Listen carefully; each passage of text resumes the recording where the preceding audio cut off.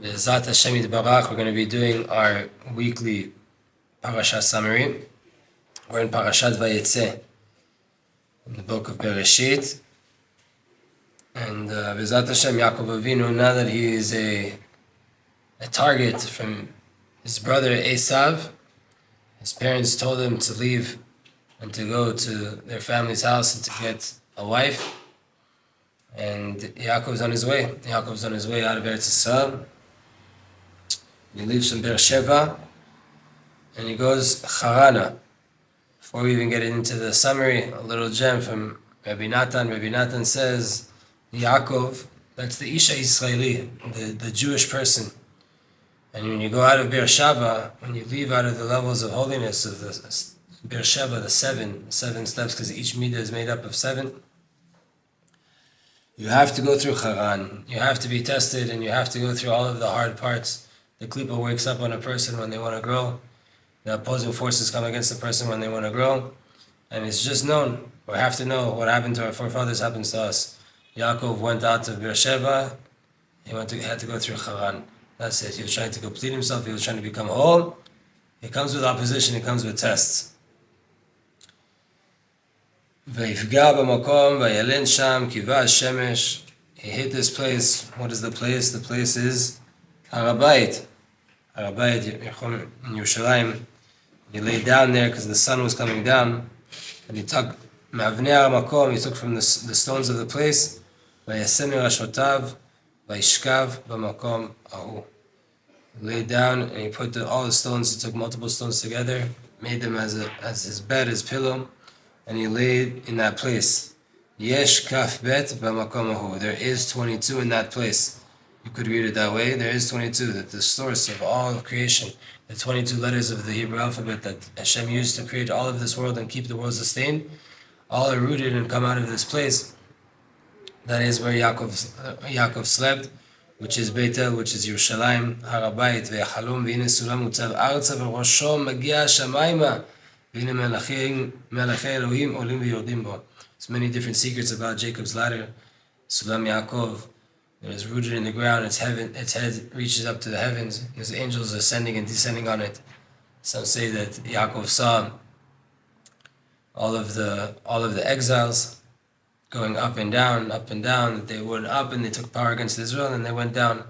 But he couldn't see how Rome would come down, how Edom, this last exile, couldn't see how it came down. It's so intense. But that too, it also happens. It will come down. B'ezrat Hashem, Am Yisrael will rise. And Hashem reveals himself to Yaakov in this place.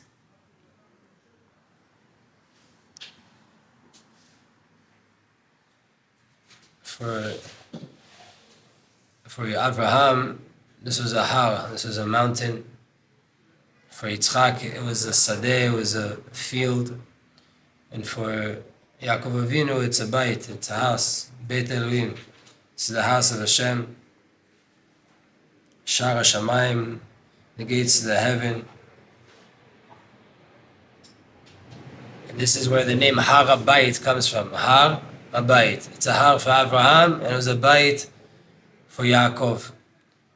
And Eliyahu teaches that. So too, this is a way to look at this world, that this world is like a mountain. How much you have to work, how much you have to climb and always push yourself to keep on going. You're on a journey up a mountain. But it's all in order to get to the world to come, which is like a home, the bayit. That you can relax there and you rest there and bask in the holiness and the greatness and the radiance of the lights of Hashem. So yeah, in this world it's like a mountain. We have to work very hard and we have to keep on climbing, keep on going. We have to be prepared with the right tools, right endurance and stamina. Whereas the world to come, once you already get there, it's a house. You know the place. You can walk around it with your eyes closed. You're in your comfort zone. You don't have to work as much. So Yaakov Avinu gets to this place, which is the Beit HaMikdash, and Hashem does a miracle and makes the sun come down before its time to force Yaakov to pray. Right? Avram woke up in the morning and went to this mountain. Yitzchak went out in the afternoon to talk to Hashem in the field. And Yaakov got there during the day. Hashem made the sun set, so that it would be nighttime and he would be forced to pray. And this was the institution of Arvit, of the evening prayer. And then he had to sleep there because it was so dark. And there's animals and all these different negative forces out there at night. So he put these rocks around his head, and he's laid down there to sleep. And in that night, he had a dream, and he sees a ladder, that this ladder is rooted down here in the earth, but its head reaches up to the heavens. And he sees that there's these angels of God ascending and descending on the ladder. Here in our Torah Burah that we're using from Rav Shlomo Yehuda, in the summaries on the Parasha, says the Chazal explained that these malachim, these angels, the angels that escorted him, and they were ascending and descending from the firmament, from the heavens. They saw the face of Yaakov engraved on the Kisei HaKavod, on the throne of glory, and they were so blown away, so taken back, and they come back down to see, look, it's the same person. The one that's laying down here is the same face of the person that represents man on the Kisei HaKavod. It's known that the throne of glory of Hashem, what's called Kisei HaKavod, has 4 animals on it. It has an eagle, a shor, an ox, a lion, and man. And the man that's on there, the image of it, is Yaakov Avinu. And Hashem reveals himself to Yaakov and says, and I am the God of your forefathers, God of Avraham, Yitzchak, and I'm coming to tell you that the land that you're laying on it, it's yours. I'm going to give it to you and to your offspring. And your children will be like the dust of the earth and the stars in the sky, too much to count. And you will spread out to the 4 corners of the whole entire world. And I will keep what I told your parents, what I told them that I was going to do for them. I'm going to keep that promise. Yaakov wakes up and is completely startled and blown away to know that Hashem is in such a place. And he says, if I would have known that this was such a good place, it was a holy place, I wouldn't sleep here. And he understands that this is the place of the Beit HaMikdash. The Beit HaMikdash, the Bayit that everybody's going to come, that all of the souls are dependent on, that all of the places, even the low places, Hashem could be found there. It's all going to come together and gather in Jerusalem. So this is a place that's worthy to build a mizbeach, to build an altar, to build the beginning of the Beit HaMikdash. And in the beginning it says that Yaakov Avinu took 1 stone and the stones started to fight. There's a midrash that the stones started to fight between them. Who's going to be able to have Yaakov rest his head on them? Everybody wants the tzaddik to be able to put his head on them to rest and to be able to serve. And all these stones are fighting, and Hashem made a miracle that they all came together. And Yaakov sanctified this Evan, this stone, that it would be a matzevah, an altar, and he poured oil all over it. And this place was called Luz at the time. Yaakov called the place Beit El. So the city of Yerushalayim at the time was called Luz, and Yaakov decided to name it Beit El, the house of God. Then Yaakov made a promise that if Hashem protects him on his journeys from all the bad people, and he gives him food to eat and clothing to wear, and he won't be poor, and he won't be, people that don't have money, it's much harder to serve Hashem. It's much harder to be connected to Hashem. Yaakov didn't want to have that situation, so please make sure that I'm taken care of. And he'll come back in peace, without any sins, and come back to his house, to his father's house, and his mother's house. And Hashem's name will be on him. These are all the things that Yaakov is asking from Hashem. And if so, then this stone that I'm dedicating now, Yaakov says, will be the altar inside the temple, the Beit HaMikdash, and of Alam Yisrael. All of Am Yisrael will gather to pray to Hashem from this point, which is essentially the Beit HaMikdash. So Hashem, protect me, and I'll make sure that everybody knows of your name. All my children will come together to pray here towards you. And then Yaakov says also that everything he earns, he will give maaser. This is the root of maaser in the Torah, what's called a tithe, that whatever you earn, 10% of your profits, you give towards Torah, towards charity, towards good things in the world, good causes. It's a blessed practice to do, and it's highly, highly recommended to find a place that you learn Torah from, or that you know is teaching Torah, or a place that is supporting orphans or widows, whatever it is, doing chesed in this world. And give 10% of your money away every month. It's a segula for wealth, for more blessings in your life. You're not meant to do this if you're in too much debt, but if you have an income, it's definitely a place that that you can test Hashem. It's one of the few things that probably the only thing that the Torah tells us outright. Bachanuni bezot. You can test you on this. That if a person wants to see more blessing in their life, to make a commitment to give your 10% away to a righteous cause and a good place, and B'ezrat Hashem, you will see blessing in your life. We're accepting any donations if you want. Just got to put that out there.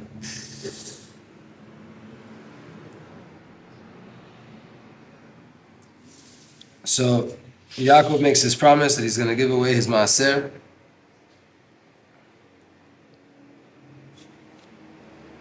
And he feels protected by all the blessings of Hashem, and he picks up his feet and he goes towards the east.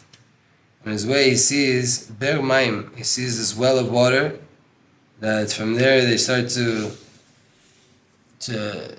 obviously water all of the flocks and the sheep. And there's this big rock on top of the bear, on top of the well. And the situation then was that many shepherds would come together, and together they would all push this rock off of the well. And then they would start to bring water out, draw water for all of their sheep and their flock, their cattle. Yaakov asked them, "Where are you all from?" They said, "From Haran." He says, "Do you know Lavan, the son of Nachor?" They said, "Of course we know him." And he said, "What's up with him? What's his deal?" He said, "He's good, he's very good." And while they're talking, all of a sudden Rachel shows up, the daughter of Lavan. And he wants to get water.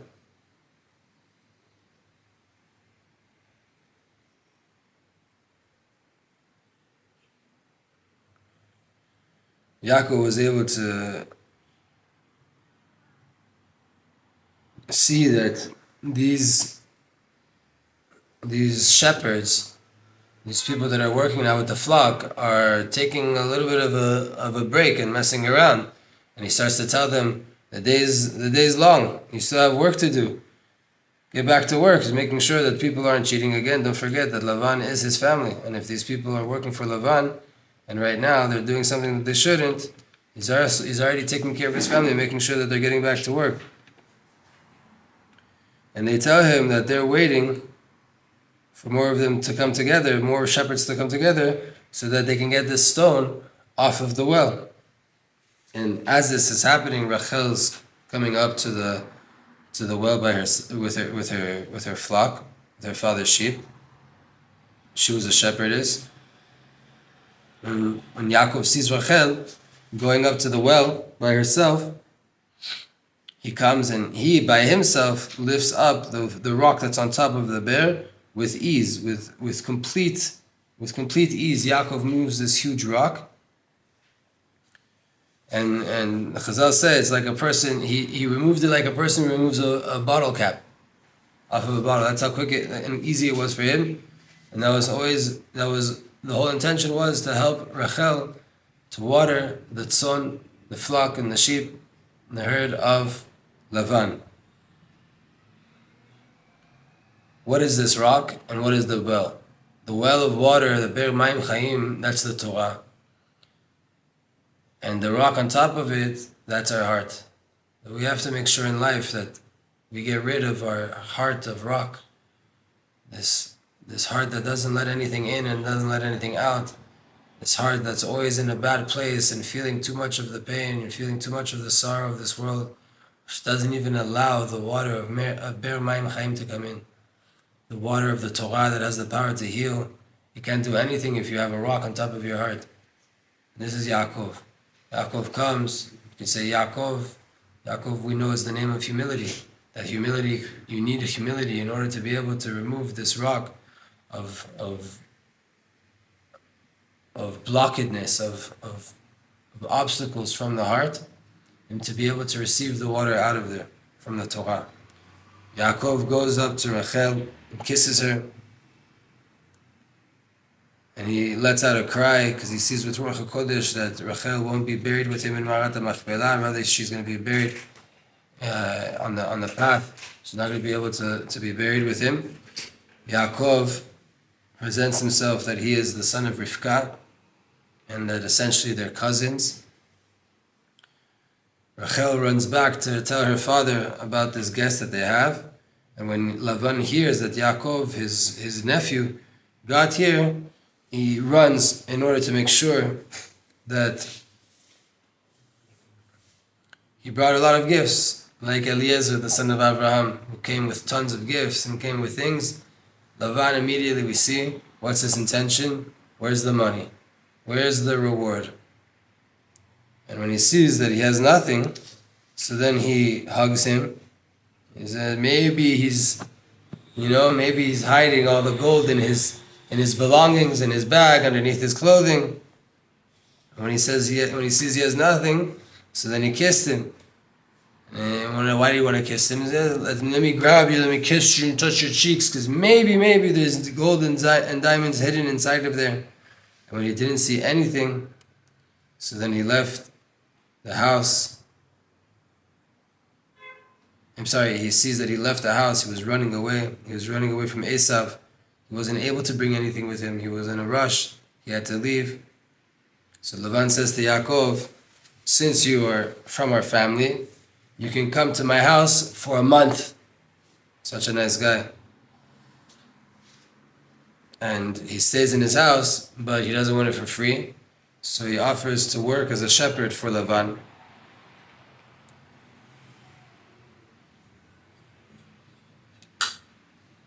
And Lavan says to Yaakov, you're my family, so I can't have you working for free. What's your wages? How much do you need? Lavan had 2 daughters. The older one was named Leah, and the younger was named Rachel. And Leah's eyes were very, very soft because she cried a lot. She would always cry because they always said that these 2 daughters of Lavan have to get married to the 2 sons of Rivka. And the oldest goes with the oldest, and the oldest girl was Leah, and the oldest son was Esav. So she always used to cry that she didn't want to get married to Esav.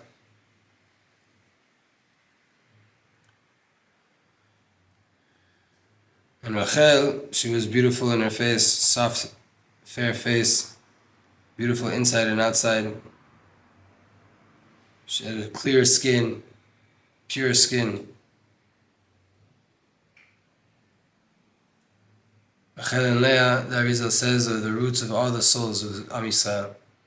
You have some souls that align with Rachel more and some souls that align with Leah more. The Rachel souls are the people that focus on the inner aspects and the inner beauty of revealing God's light down here in this world. Whereas Leah's souls are more focused about the work that we have to do in here and the externalities and the intellect, and less on the emotional side and the inner side. What is going on in this world? How do we do actions that reveal God? And they're more involved in the process and the nitty-gritty, whereas the souls of Rachel, they're more invested in the meditative, emotional side of finding the light of Hashem. And the goal is to balance both of them. If anybody wants to learn more about this, there is a playlist on my channel called Rachel and Leah with immense depth in there. So check it out. Third Aliyah, Yaakov ahav et Rachel וביקש אותה לאישה מלבן כתמורה לעבודתו. Yaakov says, what's my salary? I want your daughter Rachel. I want your daughter Rachel. And he agrees. And Yaakov agrees to work for 7 years in order to receive Rachel. And he makes sure to say Rachel, the younger one, to be very precise of which daughter he's talking about. And he knew that Lavan was a cheat, and he could very well change the girls and cheat him. Immediately Lavan agrees. He says it's better to give to my family than to give to some random person. And he says, please then, if that's the case, then stay here in our camp, live with us. Yaakov begins the 7 years of working, and from such a love for Rachel, these days were ka'achadim. This is a secret too that we have to learn in life. When we're excited about what we're doing, when we're happy, the time flies, the time passes.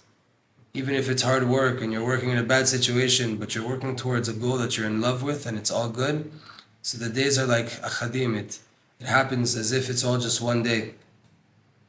And after 7 years of working, Yaakov asks for Rachel from Lavan to get married as a wife. Lavan gets all the people together and he wants to make a wedding. And in the night of the wedding, Lavan brings underneath the chuppah Leah and not Rachel. And in the morning, Yaakov sees that Lavan switched the daughters. And Yaakov knew that this might happen, so he gave signs. He told Rachel, this is our password, and we know when we're going to be together that this is only between us to make sure that I know it's you. And the simanim were the siman, the password, Chazal tells us, was the word china. China is chala, right? That the woman has to, when she's making bread, she has to separate a portion for the temple. The nun was ner, that you have to light candles on Shabbat and the Chagim. The wife gets this special obligation once she gets married.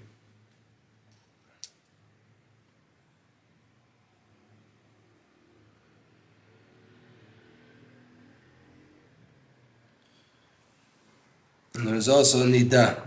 Nida also is another sign. Rachel sees that Leah is going to get switched with her, and it's against her will, but she doesn't want her sister to get embarrassed. She told her all of the signs. So Yaakov asks, Lavan, what did you do? What's going on here?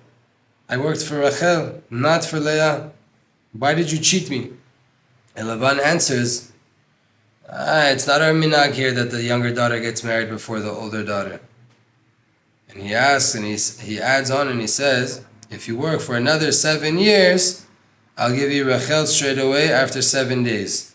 You have your Sheva Brachot, your 7 days of wedding with Leah, and immediately you'll get Rachel. People misunderstand the story a lot, and they think that Yaakov worked 7 years, got one wife, worked another 7 years, and got another wife.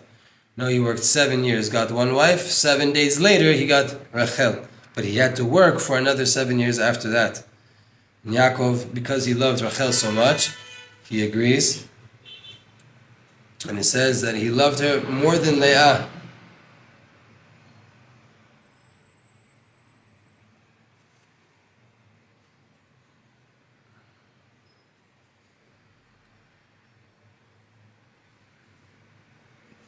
So he works. Lavan gives them also maidservants, Bilhah and Zilpah. Leah gives Zilpah to Rachel. Zilpah goes to Leah and Bilhah goes to Rachel. And these are also the 4 mothers that were married to Yaakov, and from them all the tribes come. And they are the letters Barzel. Barzel ba benafsho. That we all have iron. We have Barzel in our blood. It's known how important it is to have iron in your blood system. And that Barzel is Bila, Rachel, Zilpah, and Leah, the 4 mothers that were married to Yaakov and gave birth to the 12 tribes.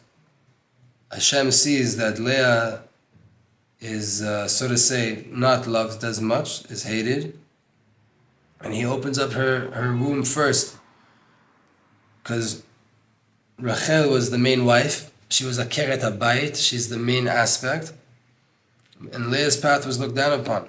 If we go back to our mashal of the spiritual paths and the differences between the souls that the Arizal said, so according to the Biyam Darkecha, Rachel and Leah, so Leah's path is looked down upon. That's the path of making sure that you keep halacha, making sure that you do all of the vessels that are needed in this world in order to acquire the light. A lot of people look down on that path. They look down on that path and they're always trying to seek out high revelations and deep secrets, when really a lot of the main work is done, and the fruit and the majority of the house of Israel was built by way of Leah and her children, by way of doing what's needed to be done, whether you feel like it or not. Leah had that first son, and she names him Reuven. Hashem saw her troubles that she was going through emotionally, and she wasn't as loved, and she was like, so to say, forced to get married to someone that didn't really want her. So he saw, and Natan ben, and gave a ben, Ra'u ben. Hashem saw and gave a son. And now, obviously, Yaakov will love her more because a son came out of her. Again, Leah gets pregnant and she names her son Shimon. Because Hashem heard, right, that I was still hated and gave me another son. Again, she gets pregnant and she has a son named Levi. Now she has a lot of children. For sure, my husband will want to be mitlaveh, will escort to attach himself to me, and we'll go together. Chazal say the women had Ruach HaKodesh, and they knew that Yaakov is going to have 12 tribes. So now, if you have 4 women, and Leah has already had 3, so that means she's done. And then she had, again, another child, and she names him Yehuda. This is where we get our name from as Jews. We come mainly from the tribe of Yehuda, and even if we didn't, if we're from the rest of the tribes of Israel, the kings of Am Yisrael are only from the tribe of Yehuda. And he gets his name because Leah says, now that there's a 4th child, when I was really only meant to have 3, Hapam Odeh. This time I will give thanks and gratitude. The fact that I had another child. Rachel gets embarrassed of all the good deeds of Leah. She has children and Rachel still hasn't. So she turns to Yaakov and she asks him to please pray. Please pray. And if not, meta anochi, it's like I'm dead. It's like it's not. What do I have here? If I don't have children, I might as well be dead. That's on the positive side. If Rachel wanting to fulfill her mission, and if I don't have the light of Hashem, then what's the whole entire point? But we have to know we have to push through that. On the negative side of it, the mistake on this, the klipa side of this, we see it also with Haman, Imach Shimo. He says, that none of this is worth it for me if Mordechai won't bow down to me. Mordechai is also from the tribe of Binyamin. Binyamin comes from Rachel. We see this is also connected. We have to know it's not about the lights that we have that we do things, but we feel grateful. We have to be grateful regardless, whether we have the light or not. Yaakov gets upset at Rachel and says to her, before I pray for you, you should have to start to pray for yourself. You're the one that's barren. And a person that's sick, their prayers for themselves work more.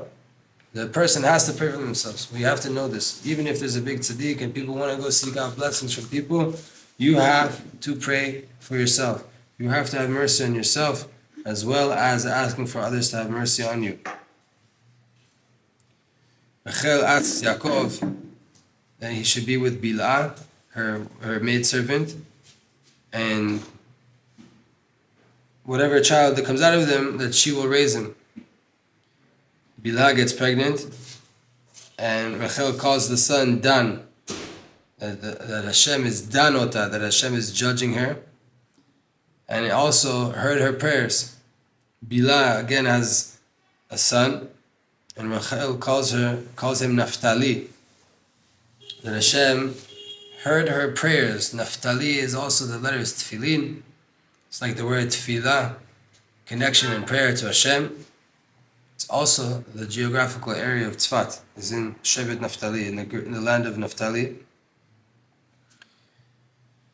Leah sees that she is not having children anymore and asks Yaakov to marry Zilpah. Zilpah has a son. Leah calls him Gad because he came with Mazal Tov. It's a good Mazal. Zilpah again has another child, a son, and Leah calls him Asher, from the word Osher, wealth, and fortune, not wealth, fortune and happiness. In the fourth Aliyah, Reuven sees that his mother Leah is upset that she can't have children anymore. And he goes out into the fields in the times of the Katsir, of the harvest, which is around May time, Sivan, the month of Sivan. And he wants to bring dudaim. I don't know what dudaim are called in English, but they are a plant that... Oh, it's jasmine. Rashi says in the language of Ishmael it's called yasmin. So jasmine. Jasmine has a sgula for women to get pregnant. He gives it to his mother. And Rachel sees them and she asks for them. She sees that Reuven went to go get it for his mother, and she asks, Leah, can I have these dudaim? Can I have this jasmine? I want to get pregnant. And since it was the turn of Rachel that night, how was it that Yaakov was married to 4 women? He would take turns, different night, different tent. And it was that turn for Yaakov to be with Rachel.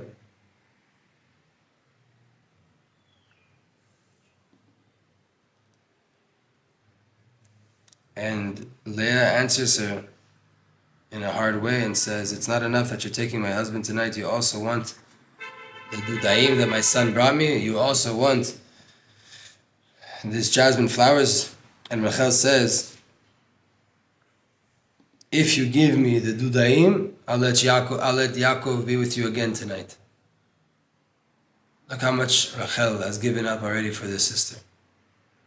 Gave her the signs so she wouldn't get embarrassed. She's had all the children. Rachel just wants to have a child, ask for some flowers.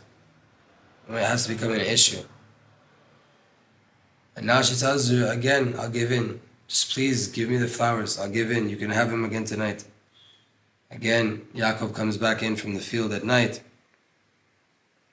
Leah goes out to him and tells him that maybe tonight, they'll be together.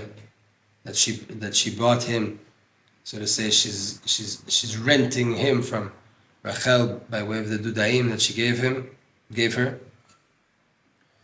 Hashem hears the prayer of Leah, that she had this intention to increase the tribes, and she got pregnant again with a 5th child, and Leah calls him Issachar, that Hashem, so to say, gave me schar. Yesh sachar, there is reward there, because I gave Yaakov my wife, my maidservant as a wife, so he gave me a blessing. Leah gets pregnant again and calls him Zvulun, from the word chelek tov, a good portion. She gave birth to him, and now she's completed half of the tribes. 6 of the tribes came out of her, and she must be now the main living tent of Yaakov. And after that, Leah again had a daughter, and she named her Dinah. Hashem remembered Rachel, heard her tefillot, and opened up her womb. Chazal says that, what did Hashem remember? He remembered that Rachel gave away all the signs to her sister on her way to the chuppah, and now he's giving her payback for all of that. But why is it now only after 6 children?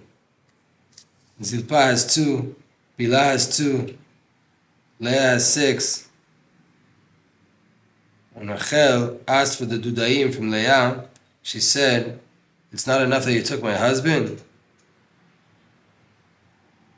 And Rachel, in a spontaneous way, should have answered, "I took your husband. I gave him to you by way of me revealing to you all the secrets in order to not embarrass you." But Rachel also now didn't want to embarrass Leah, and she shut her mouth in the time of fight. This is an important rule to know. When a fight arouses, the number one way to get out of it is to be quiet. And also another rule that we learn in Rachel and Leah is that majority of the times you'll see that it's Leah that's chasing after Rachel. That it's the people of the Leah souls that are more used to the external world that want to go after the people that are attached to the inner world. Because it's very hard to prove the inner world. And it's very hard to see it too.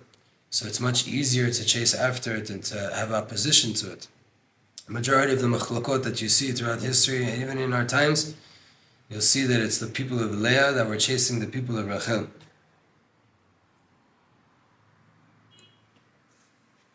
So, because of all of this, Rachel has such midot and is taking so much. She's remembered, and Hashem gives her the ability to have children. And she has her first son, and she names him Yosef.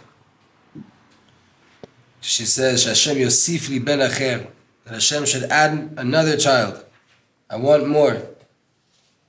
And she's praying essentially that the last of the tribe should also come from her, because the next person that's going to be born will be the 12th son. And this also is something that we can learn. Rav Arush says that if you're really grateful of something and you really, really like it and you appreciate it, say thank you and ask for more. If it's really that good, you want more. When Yosef is born, Yaakov now feels strong and protected and certain, and he feels like he can separate himself from his father-in-law Lavan, and he wants to go back to his father's house, to Yitzchak's house in the land of Eretz Yisrael. And he asks him and his women and his children. He says, "I want to, I'm asking permission. I want to go." And Lavan says, "If I found favor in your eyes, I know Hashem blessed me because of you. I know I got blessing because of you." The tzaddik, wherever he goes, brings blessing with him. So Lavan asks from Yaakov, "Pirut amalo uscharo." Says, "I want to know everything you've done. I want to know how much you've got. All of your books. Signed to pay taxes to Uncle Sam. I want to know what you're going through. What's been on here?" And Yaakov tells him, "You know how much I've worked. You know how much I've done. And you know how small your flock was when I arrived, and how it's been tripled and quadrupled since I've been here. And thank you, Hashem, Baruch Hashem. Hashem has blessed you because of me. And now everything is yours."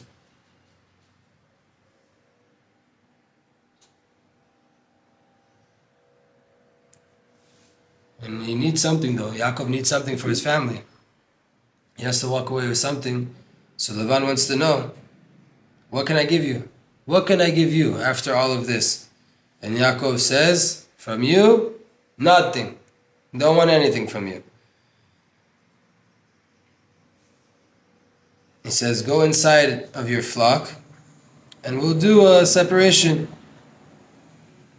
Every sheep that has dots on it, right? These little small dots. And any sheep that has brown on it, brown like wool, take those and put them on the side, right? The choicest sheep are all white. The ones that are spotted or the ones that are brown, separate them. And I'll continue to take care of the rest of all of the flock. And my reward will be that any of them that are born from here that have spots on them or are brown, they'll be mine. And therefore you'll know that I'm not taking anything from you. So he leaves Lavan with the Lavan. He leaves the white man with the white sheep. And he says, anything that has spots on it, anything that's brown, you give it to me. Anything that gets born that way, will know it's mine. This is a very important lesson as well. Yaakov did this with immense wisdom, and what he did essentially was change the way that they eat.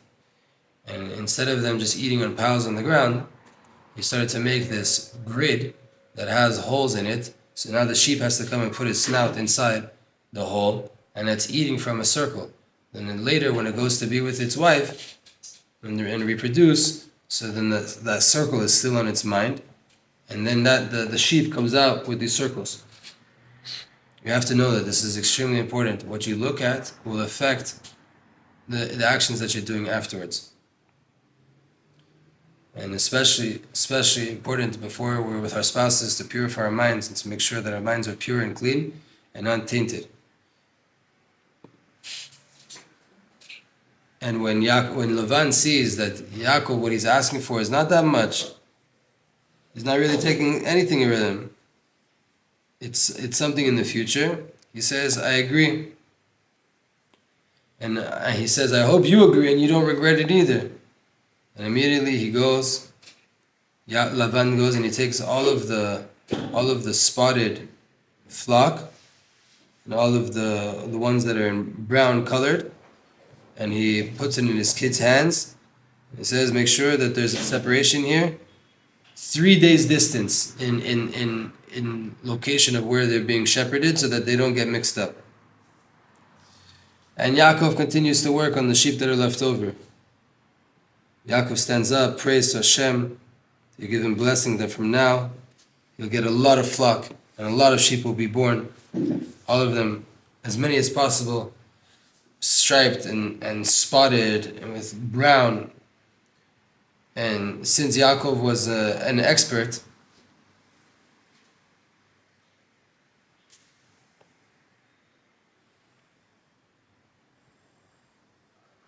so he took this tree that's called livna. When it's wet, it's like in the color of like a walnut, chestnut.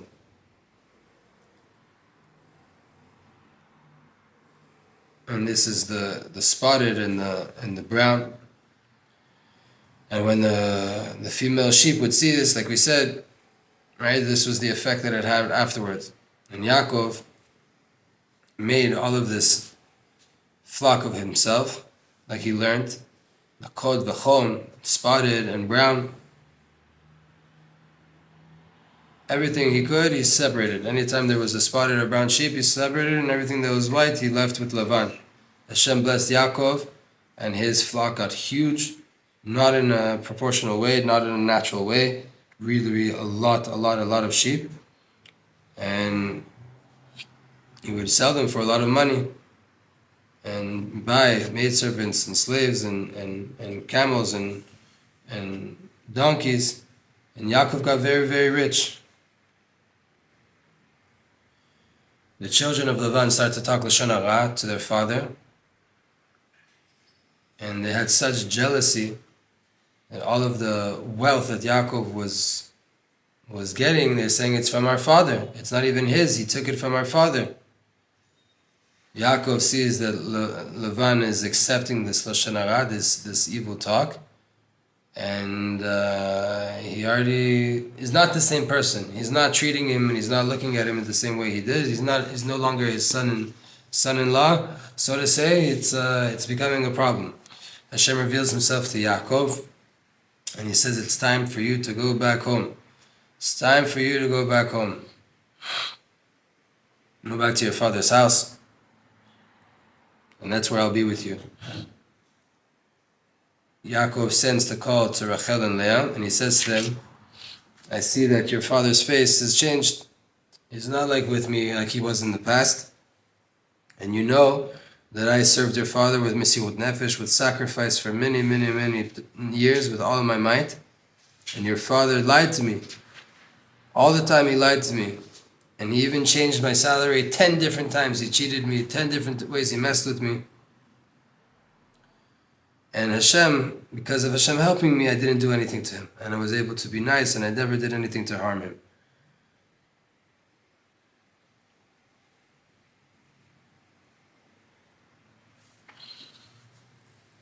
And Yaakov explains the whole breakdown of the money. He says, every time there was this back and forth and there was this argument, and now I came up with a plan that, like, for sure everything will be clean. Anything that's dotted, spotted, and brown is mine. And now he's regretting it. When we made the deal, he agreed, and now he's regretting it. But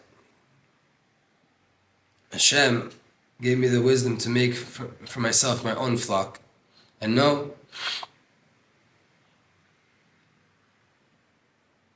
that the way that the fact that I asked for nakod, the chom, that I asked for them to be spotted and brown, I got that from a secret.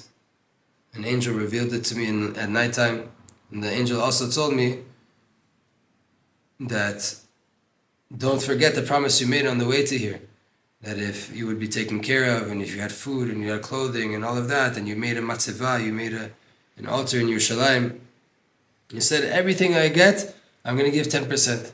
This is another thing that we need to learn. When we say something, we need to keep it.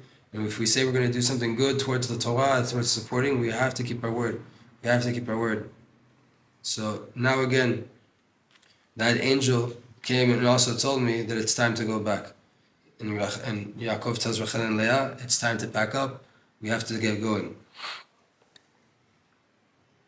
Rachel and Leah says, we're not going to delay you. Either way, we're female. We're not going to inherit anything from Lavan anyway. We're daughters. We're not sons.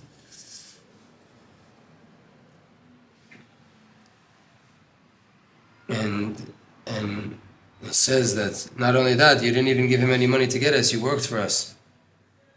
And all the wealth that Hashem has blessed you with has nothing to do with us. Sorry, it has nothing to do with him. It all belongs to us. And so we can listen to Hashem's voice and we can just leave. Let's get out of here. Essentially, everybody's in agreement. It's time to break up with Lavan. Yaakov takes his sons and his daughters and his wives, everything he has, all the money he has, everything, all the flock, all the sheep, and he starts to go to Yitzchak, his father.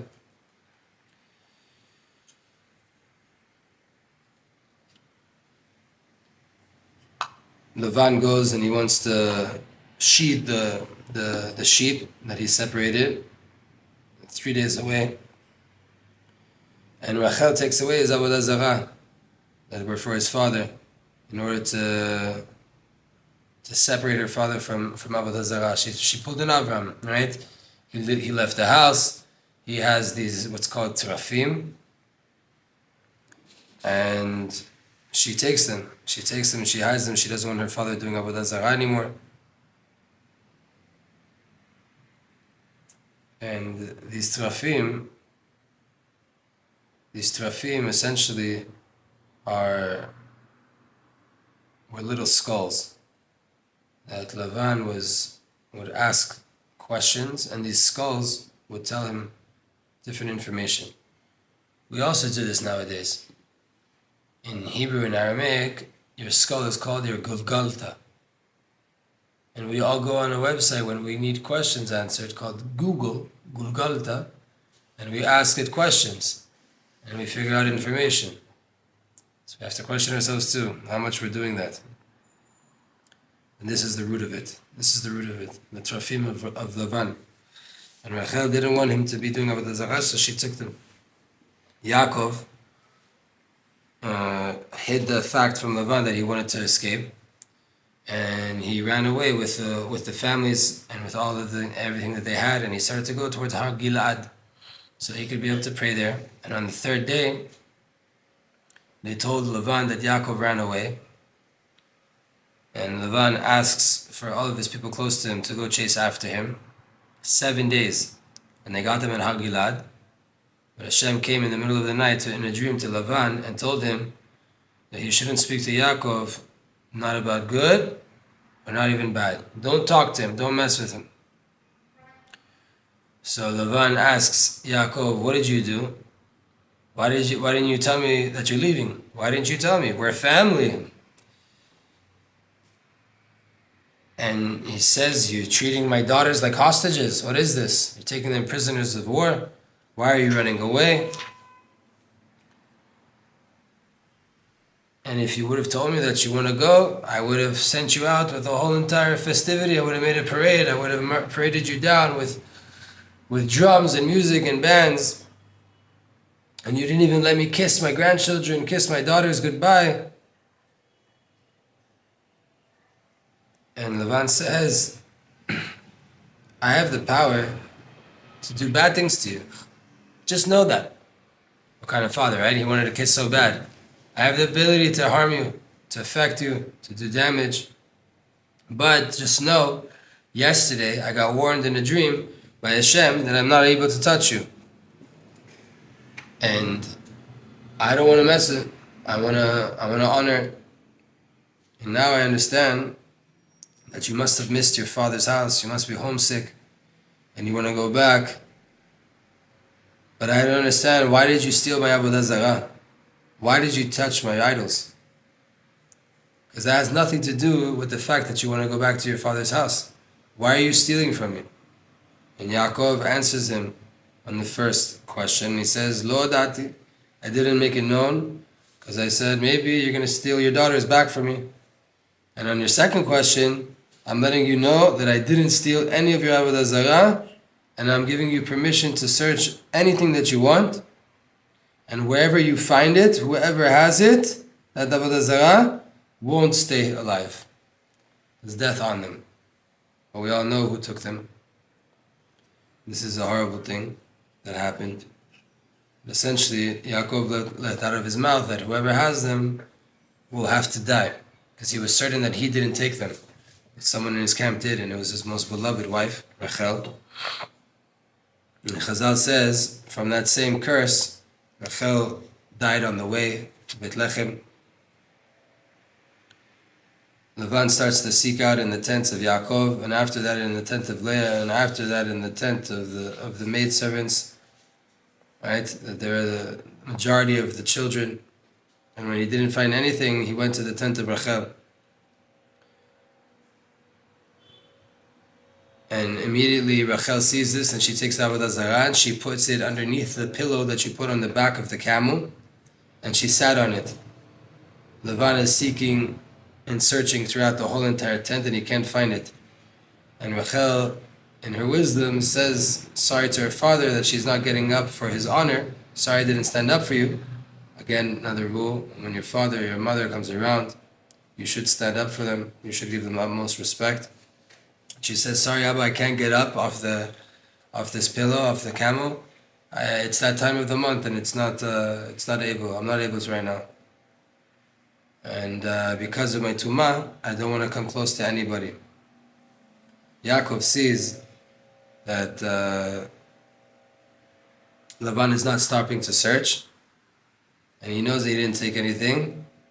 So he gets angry at Lavan, and he asks him, what did I do? Why are you searching after me? Why are you coming after me? I didn't do anything. No one stole from you. You've already looked through everything and you didn't find anything. And nothing here belongs to you. What are you doing? And if there's something that you're fearful of or you're suspecting me of, and let's talk it out. Let's talk it out and see. You think I stole from you? Tell me what it was. And the Avodah Zarah for sure I didn't take. Yaakov continues and he says, it's 20 years. 20 years that I'm working for you. None of your animals ever had any miscarriages. I didn't eat anything from your food, from your flock. And even when they died, by way of animals, I would even pay you from my own money. And if any of them were stolen, I would pay you for my own money. I took care of everything, day and night. In the day, I was burnt by way of the heat, and throughout the whole entire night, I was suffering by way of the cold. I barely slept from such of a responsibility and how much I took care of your flock. And Yaakov goes through and he explains all of the 20 years of his work. 7 years I worked for Rachel. 7 years I worked for Leah. 6 years I worked on your flock. And every single time, you would switch the conditions on me. If it wasn't for Hashem helping me, and He gave me the power to establish my own flock, my own farm, my own livestock, and to escape from you, you would have been sending me out empty-handed. You would have let me out of your house without anything, not even with the pay for my work. And what's the power? What's the proof to this? That Hashem revealed Himself to you yesterday and told you not to mess with me. That just shows you that you're a bad person at your core, that Hashem had to come and tell you not to mess with me. And Lavan answers to Yaakov, the daughters that you married, they're my daughters. And the children that were born out of those daughters, they're like my sons. And your flock is from my flock. Everything that you see comes from me. How could it be that I'm going to hurt you and your family? They came out of me. So let's make a brit, let's make a pact, a covenant between you and I. We'll take a stone and we'll make it as an altar. And Yaakov asks for his sons to gather stones. They make this gathering, this mountain or mound of rocks. And everybody, meaning Yaakov and Lavan, give different names to this thing.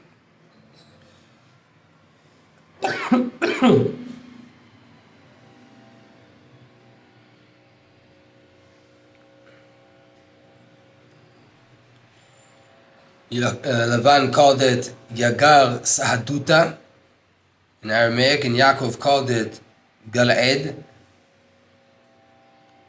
It's a gal, a bunch of rocks, and Ed, that is a testimony. It was a testifier. It was testimony that there was a brit between them.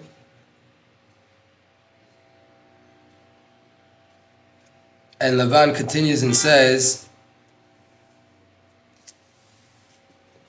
the fact that I said that Hashem will be a testifier or a witness between me and you, it's even when we don't see each other because of such distance.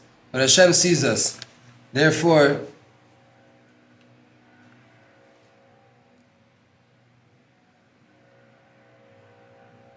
even if you afflict my daughters or any of the maidservants when you're far away, Hashem sees it. I don't see it, but Hashem sees it, and He'll be the witness between us.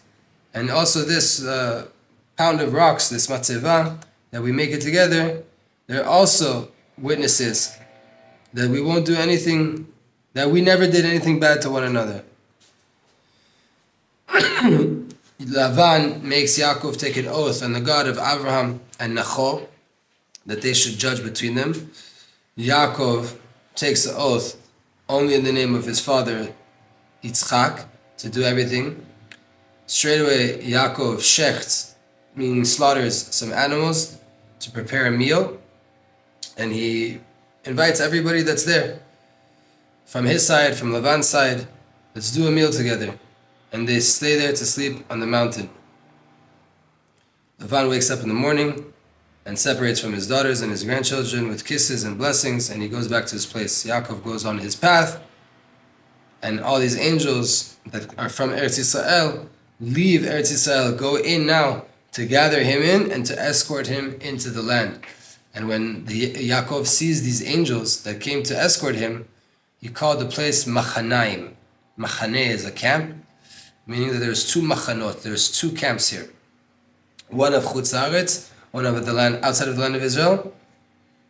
And they escorted him up until then. And now the second camp of angels, the camp of the land of Eretz Yisrael.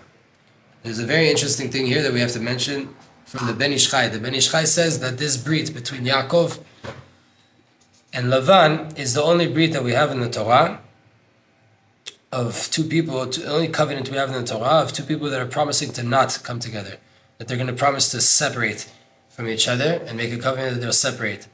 And he says because each one has to act in the way that they're rooted up above spiritually. Yaakov is rooted in Kiddusha and holiness, and that's why he has to act that way. And Lavan is rooted in the Sitra Achra, in the Klipot, in the negative side, the evil side, so he has to act that way. And now they're making a brit that they're not allowed to come together. Meaning the Klipot, the negative forces of this world, are never able to look at the front side of the Kiddusha, of the holiness. They only see it from the back side. And here was this was the brit, the covenant that they're making, that it would stay that way forever. And the Arizal explains that this is exactly why our bodily functions come out of our backside and not from our front side, because there are two different aspects. The front side is of holiness, that's how we interact with people, and the negative forces pull from the backside. This is why it's extremely important also to not leave anything negative inside of your body. If you ever feel a need to go, you have to go, because that is essentially the food and the sustenance of all the klipot and the negative forces in this world. If a person leaves it inside of them, it can blemish their brain and their spirituality and their heart, and they have to get it out of their body. And another reason also to not spend too much time in the bathroom, and to make sure that when you get out of the bathroom, you wash your hands. Try not to wash your hands in the bathroom even. Get out of the bathroom, wash your hands there, because the bathroom itself is, so to say, a ma'on, this dwelling place of negative forces and negative energy. And they have a promise that they'll always be on the backside and they won't be able to nurse from the front side. Therefore, we have to purify our face to make sure our brain is in the side of the front side by way of sanctifying our 7 candles, like Rabbi Nachman teaches us in Torah 21. That is, that you want to stop telling lies out of your mouth. You want to have awe of Hashem, which is the aspect of the nose. You want to have good ears and listen to the words of the sages. And you also want to close your eyes from looking at negative things. When you do that, you put yourself in a stage of panim, of kedem, and then also the klipot can't have a grasp on you because they can't even look at you. This is the secret why Moshe Rabbeinu was buried outside of Beit Peor. Peor, this horrible klipa, the Torah tells us that Moshe was buried right there. And any time this klipa comes and picks its head up and wants to say something or do something against Am Yisrael, it comes out and it sees the face of Moshe, it can't see it, it runs back inside of its place. You have to know, Kiddusha and sanctity and holiness and being face to face with Hashem is the number one way to get rid of the negative forces in life that are coming against you. Shabbat Shalom.